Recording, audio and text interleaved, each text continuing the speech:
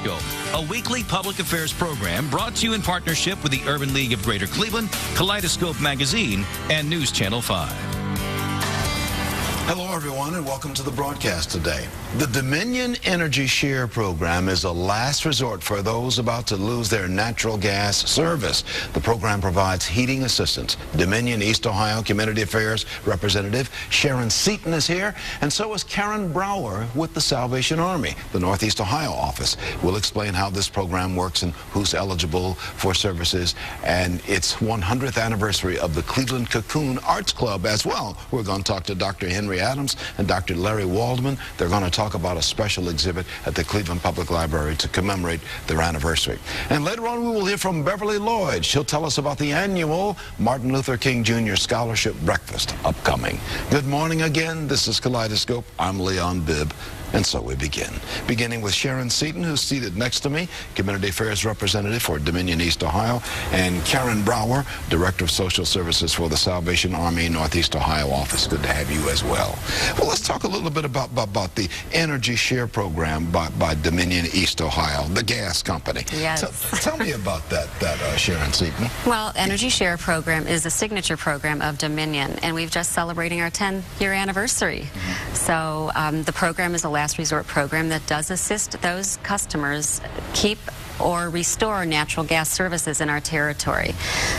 This day and age, there's a lot of people in need. The economics and all of what's happening, we sure hope that, you know, we can help as many people as we can.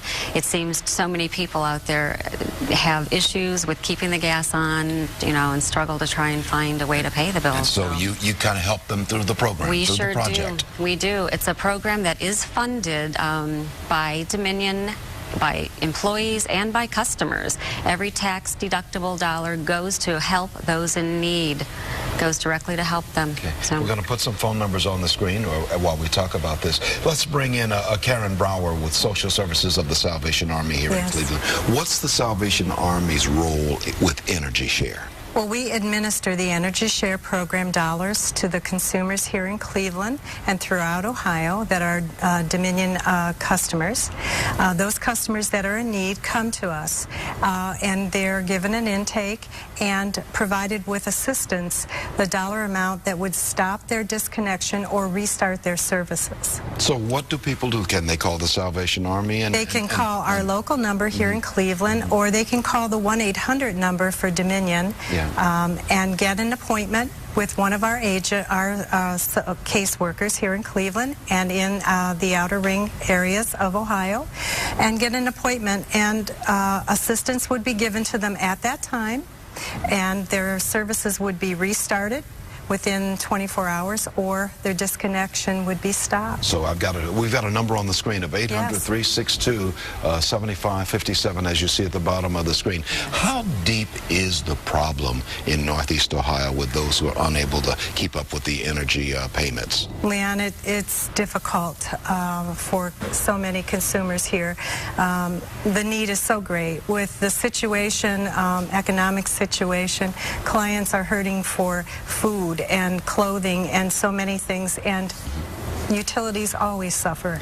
Sharon, I know over at Dominion East Ohio, you need to be paid for the services that you render. So this is a way of helping people.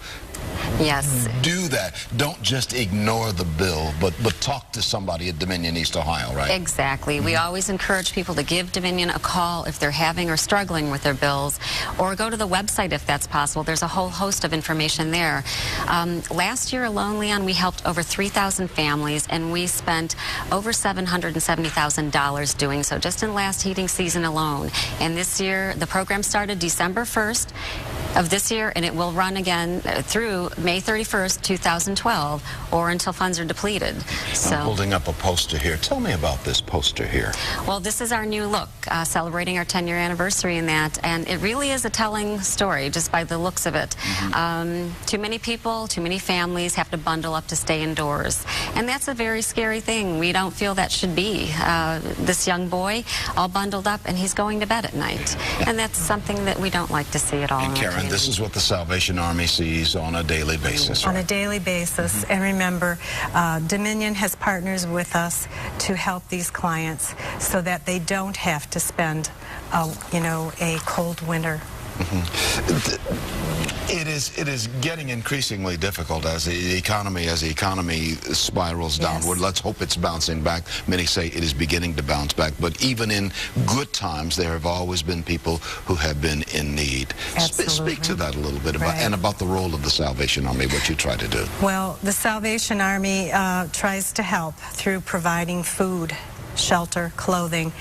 With the help of Dominion, we're able to also include heat in their homes at this time. And the need is greater than ever. Donations are always needed, whether they're for food or they're for our Dominion Energy Share program. We need the help of others to be able to keep helping those that are in need. There's so many disadvantaged people in need, and we depend on families to give if they can. We depend on outside agencies to give if they can. Well, let's hope that we can help you do that. You've got a project, Dominion has a project with Cleveland Playhouse as well. Tell me a little bit about that. I've got about 30 seconds remaining. Yes, we do. We're actually partnering. It's a collaboration with Salvation Army, Dominion, and the Cleveland Playhouse. We're trying to promote contributions to the Energy Share program and to the Cleveland Playhouse educational programs. So if you go to the Playhouse, they have actually put up chimneys and wreaths recognizing those donors.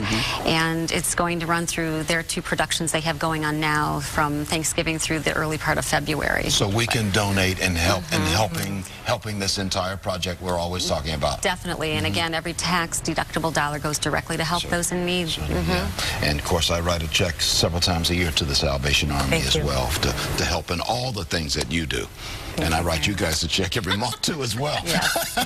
And I appreciate that too for the help that you provide the house. It's good to have a warm house. I know we play with that, but it's good to have a warm house, and we want a warm house for everybody in Northeast Ohio. Yes, we do. Okay, thank you so much. Thank you. Sharon Seaton, Community Affairs Representative for Dominion East Ohio, and Karen Brower, Director of Social Services for the Salvation Army Northeast Ohio. Thank you so much for being on the broadcast. Thank you. I'm going to take a break. This is Kaleidoscope. I'll be right back after this. Thank you. Good to have you with us for Kaleidoscope today. An exhibit at the Cleveland Public Library celebrates the 100th anniversary of Cleveland's Kokoon Arts Club. Former curator of American art at the Cleveland Museum of Art and professor of American art at Case Western Reserve University, Dr. Henry Adams is here. And Kokoon Arts Club collector Dr. Larry Waldman are here also to talk about the Kokoon Arts Club and the exhibit. And Dr. Waldman is seated in the middle next to me, and Dr. Adams seated on the outside. Gentlemen, thank you so much for being with us. Yeah. Tell me, what is the Kokoon Arts Club?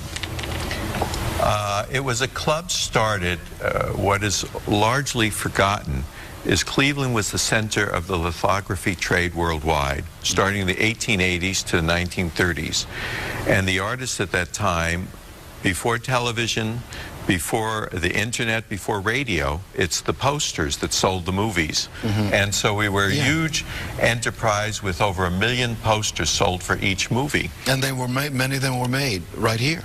The vast majority of posters, we were the center worldwide with 2 big organizations, Otis Lithography and Morgan Lithography.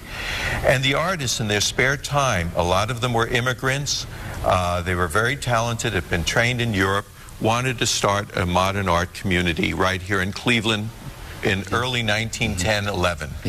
And so to celebrate the 100th anniversary of the club, we have put together this wonderful exhibit at the Cleveland Public Library because the artists use the library for a resource for their artwork. Let's bring in Dr. Adams. He's going to tell us a little bit about this program at the library. Well, the Kokoon Klub was founded so artists could draw together and exhibit their work, but the best known aspect of this Kokoon Klub was this extraordinary costume ball that they held each year, where they had outrageous costumes. And the first ball had something like 200 people, but by the 20s, 2,000 or 3,000 people were showing up to participate in this ball. And it was really this ball and the posters for it that introduced Cleveland to modern art. And you're going to talk about this on January the 30th at the Cleveland Public Library when you have your big Kokoon Klub exhibit? Well, that's January 30th is when the exhibit closes. When it closes, it goes. Oh, it's through January 30th. It's through January 30th. Yeah. When does it start? It's already up. It's already up. It's running now. Yes. Now through January 30th. Okay. Right. Yeah. Let me update my notes here. You brought some pictures with you. Let's take a look at those pictures if the control room can take us there. What are we talking about right here when we look at these? This is the ball from the mid-20s, and it amazes people. This is from the newspapers, the Plain Dealer at the time, showing the costumes or lack of costumes that were worn at the party. And as people say, that's a party even nowadays we'd all be very interested to go to. The center of it, they were a Kokoon Klub, and the imagery was from a cocoon. Art would be born in Cleveland, and so they had a woman dressed, in this case, as a butterfly, and that was the center part. She would come out of a cocoon, and that would start the ball every night. Dr. Adams, as we look through these, why is it important to study these and look at this? Well, the Kokoon Klub, I think, was responsible for introducing the whole approach of modern art to Cleveland. And I think what was extraordinary about the ball is it sort of persuaded Clevelanders that modern art might be a bit crazy, but that it was fun and it was something that they didn't need to be afraid of, and that they could sort of join the party, as it were. So art is really based on, and you teach it over there at Case Western Reserve University, Professor. Art is based on what has gone before, and it advances, and advances. And the Kokoon Klub stood particularly for an art that was very bold and colorful. Before that, landscape paintings had been very brown in tone, very sort of drab and Victorian to our taste today. And the Kokoon Klub really introduced a new look to art in Cleveland. And because of the importance of posters in Cleveland, it really changed American visual culture. Dr. Waldman, I'm holding a book right here. Tell me about this book right here. Well, that's a book where Dr. Adams has written the essay explaining the history and the importance of art, not only in Cleveland, but in America. And it shows all the artwork that these artists, many of who are unknown nowadays, have created over time. And so much came out of Cleveland during that time period. Yes. I have interviewed people on a variety of subjects about turn-of-the-century Cleveland from 1900 to 1915. So much was happening here. What do you think was generating all of this? What was the impetus for all of this coming out of Cleveland? Well, we were the center of wealth and creativity in the country at that point, and people were coming not just from all over the country, but all over the world. And the range of artists and music and art and culture, as well as the different industries, the creation of the Cleveland Museum of Art, of the Cleveland Symphony, all these huge institutions. And what played a very important role is the Cleveland School of Art, which is now the Cleveland Institute of Art. Before a museum, they were really the center and putting on plays and other productions that were so invigorating to our community. Dr. Adams, let me put a phone number on the screen right now, 623-2818, 216-623-2818, as you tell us a little bit more about this exhibit which is going on at the main branch of the Cleveland Public Library now through January 30th. What do you want us to take away once we go there? Well, I think if you go there, you'll fall in love with the posters, which are some of the great posters ever produced in America. And I think that what this show is doing, collectors have started to become interested in these posters. They're starting to bring high prices at auction, but this is bringing out a little bit of the background of it and how important the Kokoon Klub was in introducing ideas about modern art to Cleveland and really to the whole United States. We want to get a camera over there, and we need to do a story on this for our newscast. We want to get a camera over there before January 30th and do something on this. That would be great. Thank you so much, Dr. Larry Waldman with the Kokoon Arts Club, and Dr. Henry Adams, also with the Kokoon Arts Club, and he's also professor at Case Western Reserve University. Thank you so much. Thank you so much for having us today, Leon. 623-2818, more information on everything we've been talking about. I'll take a break. I'll be right back after these words, especially for you. You're in touch with Kaleidoscope today. The Martin Luther King Jr. Scholarship Committee hosts its annual scholarship breakfast on January the 16th, Monday, January the 16th. Beverly Lloyd is here to talk about the 2012 event and about the scholarship selection process. Beverly Lloyd, good to see you again. Good to see you. Thank you for having us. Yeah. What's the mission of the Martin Luther King Scholarship Committee? Our mission is to keep the legacy and dream of Dr. King alive and well, to preserve it and highlight the creative genius of our young people. Yeah, and every year at this time, you have a big scholarship fundraising breakfast in memory of Dr. Martin Luther King. Tell me about that. Every year, the children in Cleveland and greater Cleveland, we have children all over this city, they participate in a contest. They come up with a card in honor of Dr. King's birthday. We get thousands of cards and we select one student for each grade to receive a $1,000 scholarship. They draw a picture or make They draw a picture and they must come up with creative words. So the contest is not only the picture, but the words. Now, your event is scheduled for Monday, the 16th of January at the Marriott Key Center, downtown. 7 a.m. 7 a.m., 7 o'clock in the morning, we begin. We start early. Absolutely. So much is happening on that day, and you certainly are among the first to kind of open the door on Martin Luther King Jr. celebration on Martin Luther King Day. Are tickets available? Tickets are available all the way up until the day before, and I think we have a number where people can call, $35 for those tickets. Let's put that number on the screen, 229, as you see, 0306. It's on the screen right now. You can also go to kingbreakfast.org. kingbreakfast.org. You could get more information on everything that we are talking about and we will talk about as we continue our conversation. Why do you think this is so vital to continue to do this? Dr. King said that it's almost always been the creative, dedicated minority that made the world a better place. And it is so important for our children to keep this legacy and to know who Dr. King is and to actually embody that spirit that he had and dream that he had in their lives. Dr. King really changed the course of America, changed the course of the world in many, many ways, and made it better not only for black people and minorities, but for everybody. Absolutely, and we are so excited that our scholarships reflect a diverse set of students in Cleveland. Yeah. What's the ticket prices? What's it going to cost? Ticket price is $35. And for that $35, you get to see... You get to see this year the Honorable Yvette McGee-Brown is our keynote speaker.